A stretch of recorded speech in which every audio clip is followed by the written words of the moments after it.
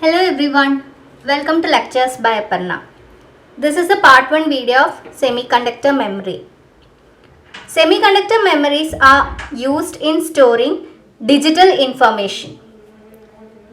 They are very much used in computers and as separate memory cards which are used in cameras, mobile phones, etc. A typical semiconductor memory will be made up of memory cells plus there will be a control circuit along with it.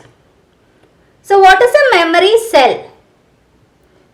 A memory cell is usually a flip-flop or any other circuit which is capable of storing 1 bit information. Hence, memories are classified as bipolar, MOS, CMOS, etc. according to the type of transistors that are used to make these flip-flops. So, the total number of memory cells in a semiconductor will determine the size of the memory. In a memory, there will be many memory cells and the number of memory cells in it will determine the size of this memory. So, for example, 1024 CMOS memory is a memory that has 1024 bits or that has 1024 memory cells in it, and each cell will be storing 1 bit of information. So, 1024 bits can be stored in total. And the flip-flops that are used to make these memory cells, they will be made up of CMOS transistors. So, that is why 1024 CMOS memory means. Now, memories are generally divided into two main categories. The first one is random access memory or RAM. The second one is read-only memory or ROM. We will discuss about RAM and ROM in detail in upcoming videos. Before that, we should learn about the term called memory addressing. Memory addressing. Memory addressing is the process of selecting a cell in the memory so that you can write into it or read from it. So, this method of selection of a cell in the memory so that data can be written into it or data can be read from it is called memory addressing. To make this process easier, the cells are arranged as rows and columns in the memory like this. So, I am considering a memory device like this and these are the memory cells in it. So, there will be rows and columns. They will be arranged as rows and columns. So, here there are m rows and n columns. So, total there will be m into n number of cells, memory cells, because each cell is able to store 1 bit. So, total m into n memory cells. So, total it can store m into n bits. Now, if you want to select this memory cell, just address it as the memory cell, this memory cell. Just address it as the memory cell in the third column and second row. This is done by a setup like this. Consider a memory and in that consider a memory cell AB which is in column B and row A. Just name the cell as AB. So the control circuitry that is present in the memory will be in such a way that row A line is activated and the column B line is activated, and the cell at the intersection of these two lines will be selected. When this line and this line is activated, the memory cell that comes at the intersection of these two lines will be selected for read or write purpose.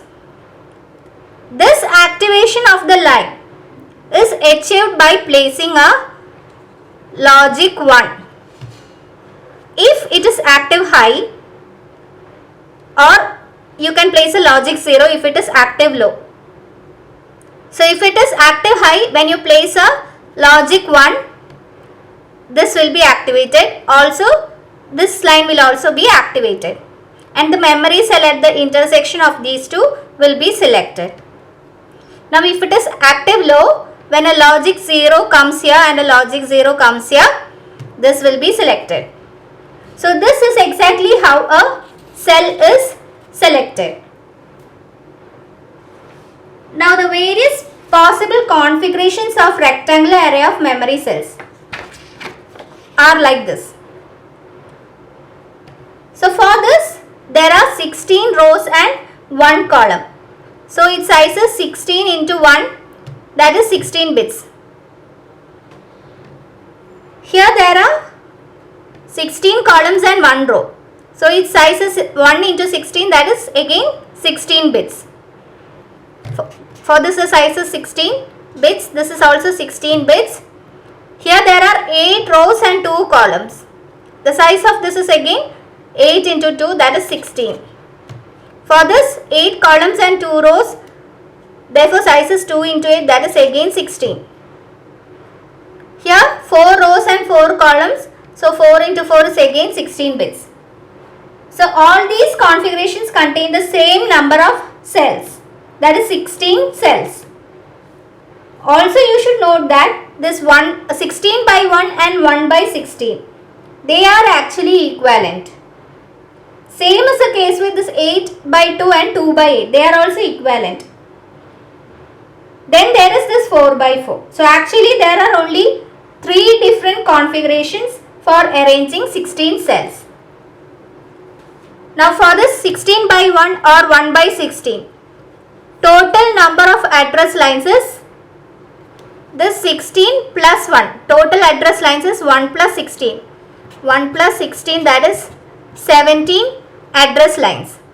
What about this? 8 here and 2 here. So 8 plus 2 is equal to 10.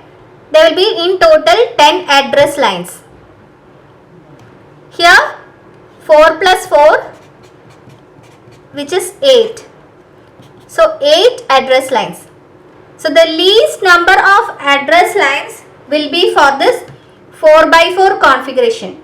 That is only 8 address lines are needed. Here you need 10 and here you need 17. Here you need only 8 address lines. So the best arrangement is this 4 by 4 arrangement. So in general, the arrangement that requires least number of address lines is a square array where there are equal number of rows and columns. In that case, the address lines needed will be the minimum number of address lines. So we prefer this square array of arrangement. Now consider a 4 by 4 memory like this. There will be 4 rows and 4 columns. So total there will be 4 into 4, 16 memory cells in this. To select a single cell, you must activate 1 row line and 1 column line. So for doing that, we are using decoders. So this is a 4 by 4 memory with decoders. Place one decoder in this portion and one decoder in this portion. What does a decoder do? Suppose you are having a decoder with n inputs. Suppose there are n inputs. This is a decoder with n inputs. So the output, at the output you will have 2 raised to n outputs. For n inputs there will be 2 raised to n outputs for the decoder. So if n is equal to 2, so at the output there will be 2 raised to 2, that is 4 outputs. 2 inputs and 4 output. So 2 inputs and 1, 2, 3, 4 outputs. Let this be A0, A1. Let this be B0, B1, B2, B3. This is a decoder. Now if A0, A1, A0 is 0, A1 is 0. So in that case, this B0 output will become 1. If it is active high, if it is active low, this B0 will become 0. So here I am considering the active high case. So B0 will become 1 and all others B1, B2, B3 will be equal to 0. So B0 will be activated. When A0 is 0, A1 is 1. In that case B1 will be activated. B1 will become 1, all others will become 0. Now when A0 is 1, A1 is 0. In that case B2 will be activated. All others will be 0. Now when A0 is 1, A1 is 1, B3 will be activated and all others will be 0.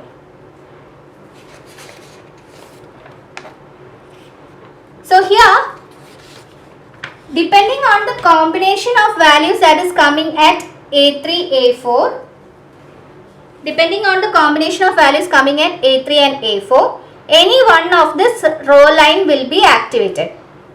Also in this decoder, depending on the value coming at A2 and A1, any one of this column line will also be activated. Once one row line, suppose this row line is activated and this column line is activated.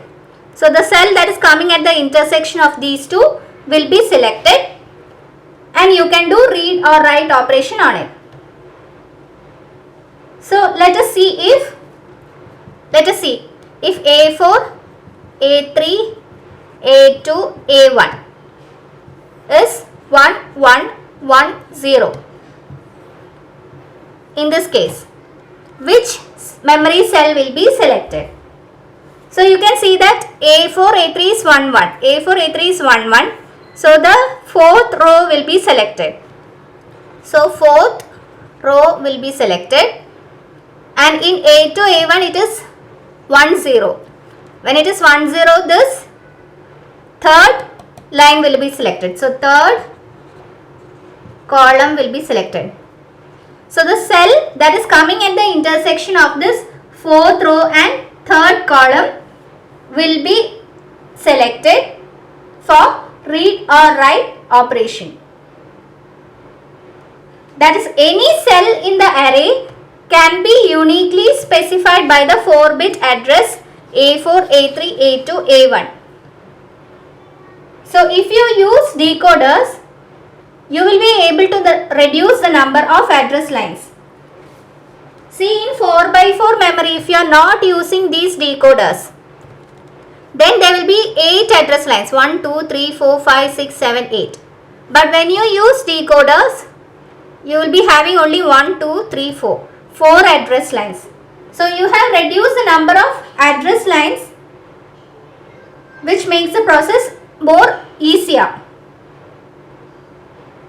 So now let us generalize.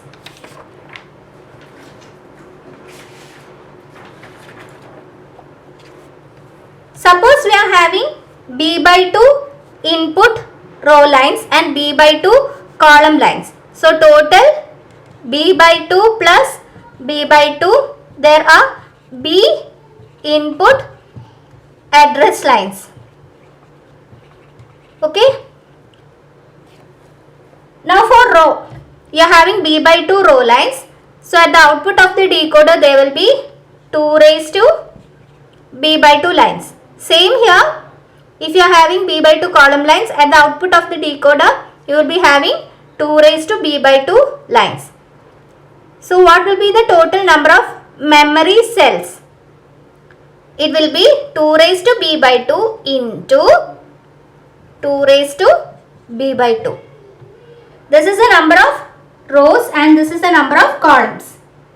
So total there will be 2 raised to b by 2 plus b by 2, or that is 2 raised to b memory cells.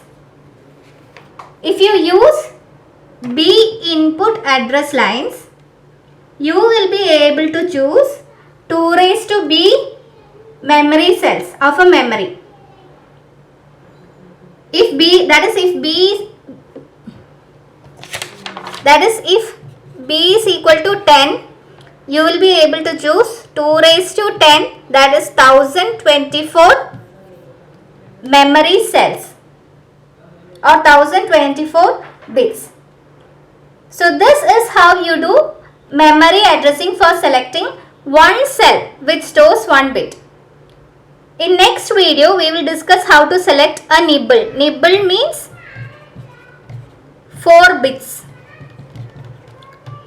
or 1 byte. 1 byte is 8 bits. So how to select 4 bits together or 8 bits together, we will discuss in next video. So that's it for today. If this video has helped you, please do subscribe to my channel. Thank you.